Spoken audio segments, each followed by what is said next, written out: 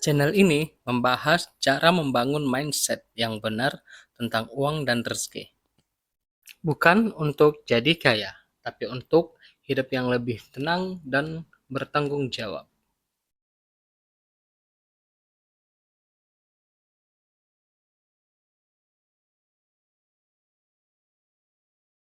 Pernah nggak sih ngerasa capek banget ngejar sesuatu terus-terusan? Nah, dalam beberapa menit ke depan, kita bakal ngebahas sebuah rahasia tentang rezeki. Sebuah rahasia yang fokusnya itu bukan pada apa yang harus kita dapatin, tapi pada apa yang sebenarnya udah dijamin buat kita. Yuk, kita mulai. Coba deh, kita pikirin bareng-bareng pertanyaan ini. Kita kan hidup di dunia yang kayaknya teriak terus, ayo tambah lagi, kumpulin lebih banyak. Tapi, gimana kalau kunci kekayaan yang sejati itu justru ada di arah yang sebaliknya? Pertanyaan ini benar-benar menantang rasa cemas dan perasaan nggak pernah cukup yang mungkin sering banget kita rasain. Oke, kita masuk ke bagian pertama, jaminan ilahi. Di sini kita akan coba ubah cara pandang kita dari yang tadinya takut kekurangan jadi punya rasa percaya yang kokoh. Ini bukan soal strategi finansial, tapi soal dari mana sih sumber rezeki kita yang sebenarnya. Nah, ini dia nih fondasinya. Sebuah jaminan yang absolut. Coba perhatiin, ini bukan cuma buat manusia loh, tapi untuk setiap makhluk bergerak di muka bumi. Rezeki mereka itu dijamin. Bayangin deh betapa kuatnya gagasan ini kalau kita benar-benar meresapinya. Dan jaminan ini itu diperkuat lagi loh. Pesannya jelas, yaitu untuk menenangkan ketakutan kita yang paling dalam. Takut kekurangan. Keyakinannya sederhana aja. Rezeki yang udah ditakdirkan buat kita, itu pasti bakal sampai. Nggak bakal ketukar, nggak bakal kelewat, bahkan sampai seteguk air yang terakhir sekalipun. Oke, sekarang kita masuk ke bagian kedua, 3 kata sandi. Jadi kalau rezeki itu udah dijamin, terus gimana dong caranya kita ngebuka kelimpahan itu dalam hidup kita? Ada 3 kata sandi praktis yang bisa mengubah segalanya. Kata sandi yang pertama adalah syukur. Coba deh, lihat analogi modern yang keren ini. Syukur itu bukan cuma perasaan pasif. Dia itu sebuah kata sandi yang aktif. Sesuatu yang kita ketik atau kita lakukan untuk membuka pintu rezeki tambahan atau paling nggak menjaga apa yang udah kita punya. Jadi ini dia nih 3 kata sandinya. Kita udah bahas sedikit soal syukur, sekarang yuk kita fokus ke 2 kata sandi berikutnya yang saling berkaitan erat. Qanaah atau rasa cukup dan infak atau kedermawanan.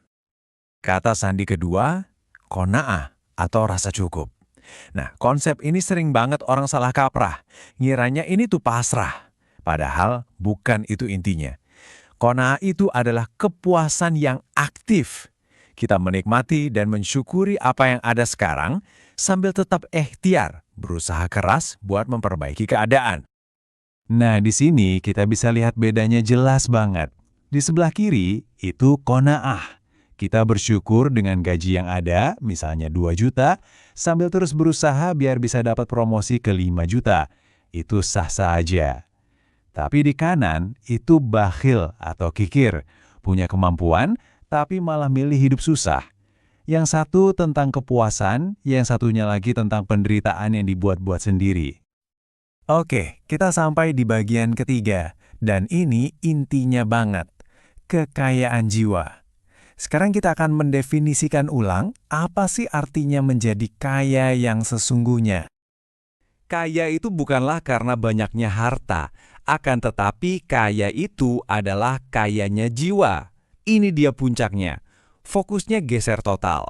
Bukan lagi soal apa yang ada di rekening bank kita, tapi apa yang ada di dalam hati kita. Jadi, jiwa yang kaya tuh kayak gimana sih? Coba kita lihat karakteristiknya.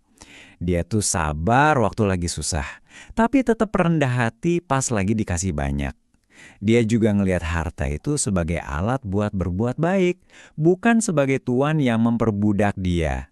Dan yang paling penting, dia nggak ngebanding-bandingin dirinya sama orang lain. Damainya itu datang dari dalam, bukan dari luar. Oke, bagian terakhir, tangan yang memberi. Sebagai penutup, yuk kita lihat gimana semua konsep tadi jadi satu dalam sebuah kisah nyata yang, wow, bener-bener luar biasa tentang sebuah transformasi total. Ini adalah kisah Hakim Ibn Hizam. Coba perhatiin perjalanannya. Dari seorang yang tadinya biasa meminta, sampai dengar satu nasihat yang benar-benar ngubah hidupnya. Tangan di atas lebih baik dari tangan di bawah. Momen itu memicu sebuah komitmen seumur hidup. Dia bersumpah nggak akan pernah lagi meminta, dan transformasinya itu total banget. Sampai-sampai dia menolak hak warisnya sendiri demi memegang teguh sumpahnya itu. Luar biasa. Jadi kita tutup bahasan kali ini dengan pertanyaan ini ya, buat kita renungin bareng-bareng. Setelah semua yang kita bahas, mungkinkah kunci untuk menerima itu justru terletak pada kemampuan kita untuk memberi?